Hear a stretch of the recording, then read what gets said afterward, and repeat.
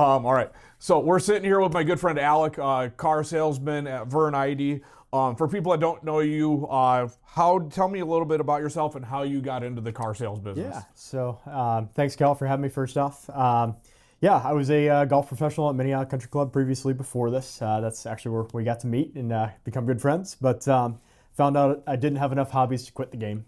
So ended up finding through some close contacts that Vern Eide ended up being a really good fit for me where I can work with people, be in something that's a little bit more just person to person based that felt like I could really succeed in.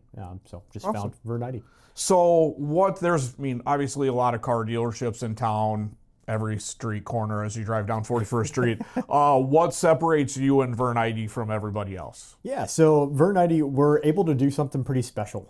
We're actually 100% employee owned, which a lot of our customer base, hopefully knows now. But as of 2021, we became 100% employee owned. Keeps us a lot more honest. But we have the ability of structuring our sales to help benefit the community a lot more being employee owned this way. So it keeps us honest and just more importantly, helps us create a better environment for our customers. So car salesman, you mean obviously in the past there's all sorts of misconceptions out there. What's one of the biggest misconceptions for you as a car salesman that you get from people? Yeah, so a lot of times, you get a customer that walks in and they don't want to be there because they think it's going to take 3 hours.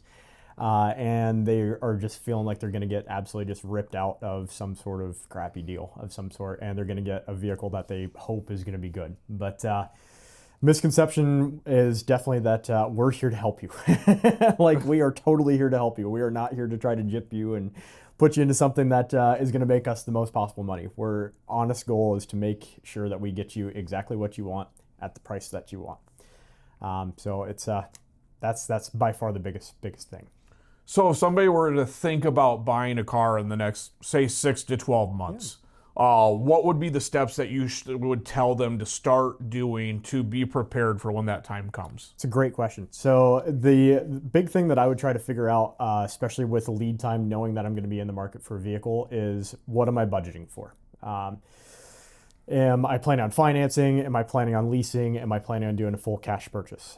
Set aside a little bit of money per month based on any of those three options that you're looking to do. Cash purchase, obviously set more aside. Financing, maybe put together $5,000 to $10,000 for down payment. And leasing as low as $1,000. Just keep it simple. But mainly just put together a budget for what you want to have monthly payments from there. What are some of the biggest mistakes you see people make in the car buying process? Something that I see customers doing frequently. The issue is that we have phones these days with little computers in our pockets, and we can get way too much information. Just information intoxicate ourselves, for lack of a better word. So the big thing that I would try to do is just narrow it down. What are my wants? What are my needs? And then just go from there. Instead of going to a dealership and test driving 40 different vehicles and being like, I don't remember what I just looked at.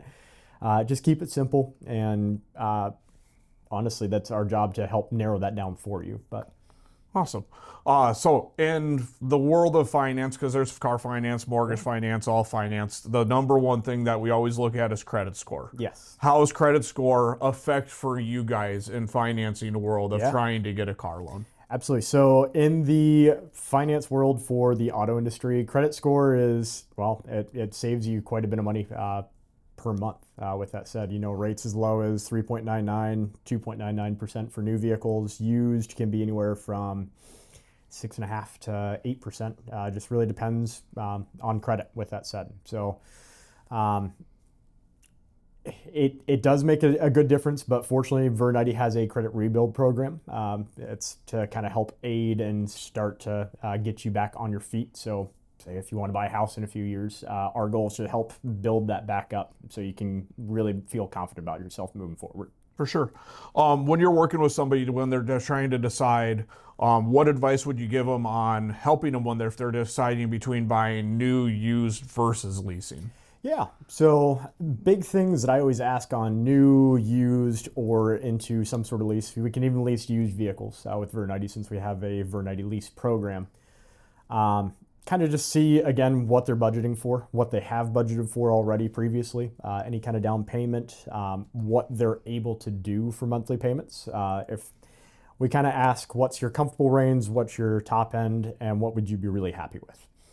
And based on that information, we can usually build up something for you and kind of guide you into what you might be best off looking at and allocating your time into. So, it's really just finding out what's the best monthly payment that we can find for you. Mm-hmm. So when you're working with somebody, they're coming in and they have their existing car. Yeah. When do you help them decide, like, okay, does it make sense to trade it in or does it make sense to sell it? Yeah. So we've got 10 steps in our sales process. So that's usually in our first within our first 3 steps, we kind of know if you're interested in trading in a vehicle or not. So I always like to start out just, okay, are you looking at trading in or are you just looking at adding to the household? So with that said, we take in literally anything that runs. It's just a matter of how much you can get at that point. So it's one of those where if you have a vehicle that you know for a fact you're not going to be able to get the worth out of and you're planning on giving it to a family member, we're not going to be the pushy people to twist your arm saying, we need this car, or you came here with this, you have to trade it. But with that said, if you are trading in a vehicle for a finance deal, you do get tax credit in registering your vehicle. So you get 4% back when you do trade in a vehicle in your registration taxes. So it's we're always going to look into trying to get you top dollar. We do value pricing to begin with to make sure that we're giving you top dollar and offering you a vehicle for sale at the lower end of the sales market too. So awesome. What's the most popular car that you're selling right now? So at the Acura dealership, I would say the Acura MDX is by far our most popular vehicle. We're kind of in an exciting transition time where we're starting to get a lot more hybrids that are going to be coming out within a couple years. But the MDX is by far our top seller for excellent reasons. 19 speakers, super smooth ride, 10-speed transmission, lots of get up, but just it literally feels like you're driving in your living room. It's incredible.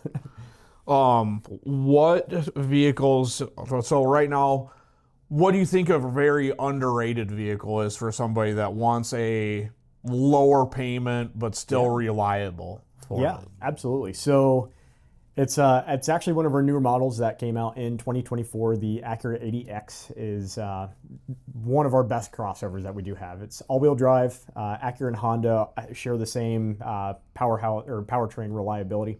Since it is the same engineering team. The 80X is probably the best all-around vehicle that we have, especially cost-effective wise. Got all the space, all the power that you'd want, all the luxury features, and it's honestly super affordable. You can get payments even in the low 4s with a little bit of money down.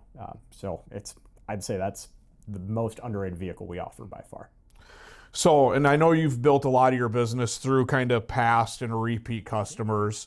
What do you do differently that keeps people coming back to you? Yeah. So I'm a big believer that from my country club experience through Minnehaha, everything like that, I think that I do give the customer the sense of having a membership as soon as they walk in. Like they get the opportunity to walk in, they're treated very fairly. But it's tough to not smile at somebody who's smiling at you to begin with all the time. So it's just creating a very relaxed environment and creating an experience in something that is looked at like basically putting knives in your hands a little bit more pleasant. So, if somebody is listening to this is thinking about buying or selling a car, what's the best way to get a hold of you? Yeah, best way to get a hold of me is probably my cell phone number. I still have not changed my cell phone number for the past 20 years, and it's not changing anytime soon. But text, email, phone call, you can get a hold of me anytime. If I don't get back to you, I'm usually pretty good about getting back to you in a couple minutes. So, what is cell phone and phone number? Email? Cell phone number is 941-416-7949, and my email address is A as in Alec Skidmore SKIDMORE at verneide.com. So some fun questions. Yeah. What is the best vehicle you have ever owned? I would say, honestly, my current vehicle right now, it's a 2025 TLX. I've had two TLXs now. I had a 2023, and I literally got the exact same one since they discontinued it, and it was the last one left. So TLX is probably the best vehicle I've ever owned. My Volvo was really close, but love my TLX. Flip it. What's the worst one you've ever owned? Oh, goodness. I had a 2010 Chevy Malibu, and that thing, well, it saved my life. I got into a bad accident, but yeah, I'd probably say that one. And all of this is kind of both worlds of it. So if you were buying a vehicle for yourself, are you going new or used? I would go new. Knowing what I know now, a lot can happen in 1 mile. Certified pre-owned is a great option. It's a like-new vehicle. Well, it is a new vehicle with miles on it, as Acura describes it. But I would go new just because I'm OCD that way. You know what it's been through. Exactly. And then buy or lease. I'm leasing now. My wife is leasing now. My parents, well, they bought theirs in cash, but they're retired. So I would lease all day long. It keeps you at a low monthly payment. You get the option of either trading, turning it in, saying, I don't want it anymore, you guys deal with it. Or you just get into another lease at a lower payment. So, and then would you buy cash or would you finance? I would finance. It's I'm a big believer that you can make money on your money. Money markets right now, for the most part, nationally 3.99, 4.99%, somewhere in there. If you can get financing lower than that, you're making money on your money. Yep. So. What's one vehicle you would buy today with your own money? TLX Type S, hands down. It's it's just an upgraded version of mine. Love that thing. So when people are going through the car buying process, at the end of it, they always go to the sales guy and they get the accessories added on there, just the extras and extras and extras. What's the one extra that people buy consistently that's unnecessary, or that you've seen at other places too? Not unnecessary. Like an unnecessary upgrade. It's kind of subjective because I think every customer has something that's a little bit different that they feel is a need. I don't know, maybe splash guards, something like that. I just don't feel like they do a lot to begin with, but it does help out for the salt and chemical spray that we do in this state. Yep. But just wash your car more. So what's the craziest trade-in that you've ever seen or done? Craziest trade-in. Okay, actually I do have this. This was when I was at the Honda store. I took in a Pilot, they bought a Pilot. They traded in a boat, an ATV, well, it was a side-by-side, Polaris side-by-side, and a 2002 Accord with like 240,000 miles and it washed out perfectly for a brand new Pilot. Yep. So it was 3 different stock-ins, but it was a little different. Yep. What's the biggest car buying myth that you wish would go away? Biggest car buying myth. It's I've seen this video float around so many times where it's just like, what's the least trusted employer of some sort? And you always get dealerships. Or even below attorneys. Like that's, I'm not a mosquito. Like I'm in this business to help people get you into a new vehicle that's meant to be the perfect fit for you for a long time. So I'd say the number one myth that I'd like to see go away is that we're here to just screw you over. Like that's not what we do. Our vision statement's literally to enhance the lives of the employees, the customers, and the community. And our mission is to deliver dreams, and I stand by that. So if you had $50,000 to buy a vehicle tomorrow, what vehicle would you buy? $50,000 to buy a new vehicle tomorrow. Man, that's a good question. I would probably say I can get a TLX A-Spec, but those are gone. ADX Advanced A-Spec, brand new. You can get one for $45,000 out the door. 15 speakers, 360 cam. So is that a car, and as somebody that doesn't know so that would be a crossover. So it's basically a lifted sedan with all-wheel drive. Yep. Yeah. Awesome. As we're finishing up here, what's one thing that you would say on why somebody should use you? I know we kind of covered it at the beginning, but let's cap it off. Yeah, so a good reason why you should go through me for car buying experiences. I'm going to treat you as if you're a member in a country club, making sure that we're finding your needs, addressing everything that you could possibly want, and just really getting you into a good quality vehicle at the end of the day without feeling like your arm is being twisted nonstop, or just to make sure that you feel heard. Awesome. Well, thanks for coming in. Thank you, Kyle. That's a wrap.